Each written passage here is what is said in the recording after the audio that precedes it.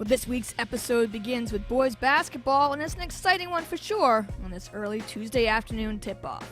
Brookline Warriors would be coming in, and in these last few years, it's been extra motivating for both teams, as former longtime coach Luke Day is now the head coach for Brookline. And Coach Day always seems to bring a Warriors team ready to compete, no matter their record. And the game kicks off with a pretty emphatic start for the Warriors in this opening quarter. Only a freshman, Chris Camille slams it down with authority, and though it's against the Raiders, still, it's an awesome dunk.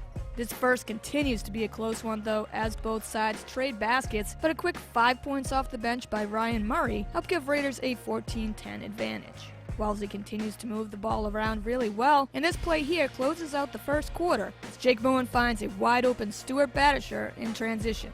18-17 Wellesley after one. So we open up the second, and Brookline goes on a 15-6 run, sparked by Henry Shear and Chris Camille trays. And after Ronan Swartz drives in the paint for two more, Coach Reedy has to take a timeout here as the Raiders are now down by 10, 33-23. But it's how Wellesley responds coming out of this timeout that definitely stands out. With 3.5 minutes still left to go here until halftime, Raiders defense shuts down the Warrior offense. Closing out the second on a 9-0 run, it's all Jeff Gilbert and Jake Moen, as Gilbert kickstarts the run with a great steal and then finishes it off with a fast break layup. Jake Moen then next possession would sink in his shot from downtown. Jeff Gilbert again in transition will not be denied on this layup either. And as Brookline's freshman made a great play in the early minutes of the first quarter, Jake Moen closes out the first half with his own fantastic play. Moen to the basket, looks to be blocked out, but with the up and under, Jake Moen banks in a fantastic layup. And we head into halftime, and it's a game here, with the Warriors holding on to a 1-point lead, 33-32. So jumping ahead to the fourth quarter, it's still anyone's game. Now down 53-52, it's Ryan Murray just camping out at the perimeter. And Murray makes Brookline pay as he drains the corner tray. 55-53 Wellesley as they look to retake the lead here for good. Jeff Gilbert helps out with another great layup here, and the Wellesley lead is now 6. Brookline answers right back though, as their freshman Chris Camille drives in the paint, creating more points, and Brookline refuses to go down just yet, down 59-56. Jake Moen then drives to the basket for two more, and those points are huge. The baseline J by Niles Cohen bounces in. That shot may not have looked pretty, but it makes it a 1-point game here yet again. 61-60 Wellesley, holding on as another timeout is taken here. Jack Wazell would then knock down two clutch free throws, and as the seconds tick away for Brookline to try and tie it up with a three-pointer, Warriors' chance would fall short here as Ronan Swartz is forced to throw up a deep three and misses well short. And the Raiders pull out a much-needed victory here. Behind 12 points by Jeff Gilbert and 13 by Jake Moen, both seniors would be clutch for Wellesley, as Brookline's Chris Camille's 25 points would not be enough to knock off Wellesley. Great game here to watch, even better results. The Raiders in the end outlast the Warriors 63-60.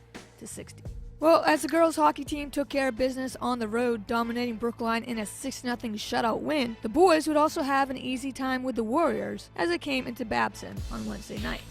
Thanks to Nathan Brown, the first period comes and goes with a Raiders' 1-goal advantage until quickly things fall apart for Brookline here in the second. Freshman Owen O'Connor starts it up, racing through the neutral zone, and still untouched by the Warriors' defense, O'Connor takes it in himself and buries the puck. Glove side into the back of the net, 2-0 Wellesley.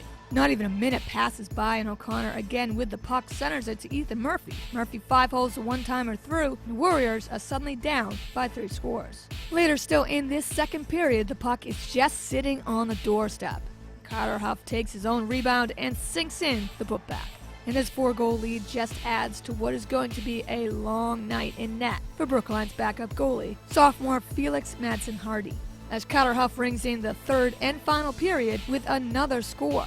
The next two scoring plays by Wellesley describes the kind of night Brookline is having, as Sam Humphries sticks out his glove to deflect the puck away, but it redirects to find the back of the net instead. And that score goes to Sean Cox, as the frustration shows understandably by Humphries, the rest of the Brookline team, as their defense and offense as well were both non-existent in this game. Carter Huff helps put the finishing touches on this blowout as he blocks out the puck from Alex Chin. And on the breakaway, Felix Madsen-Hardy comes far out of the crease but clears the puck right to Carter Huff instead. And Huff sees daylight and buries the Hattie. That would make it 7 team goals on the night for Wellesley, as this game honestly was already over early in the second period. Behind a Carter Huff hat trick and scores by Nathan Brown, Owen O'Connor, Ethan Murphy, and Sean Cox, Raiders offense looked great as they shut out Brookline. Final score, Wellesley 7, Brookline nothing. Well, that's it for sports today, but stay right here with Wellesley Media as we bring you the coverage you need to catch up on all Raiders games and highlights. As always, check us out on demand at wellesleymedia.org, our YouTube and Facebook pages at Wellesley Public Media, and right here on Comcast 9 and Verizon 39.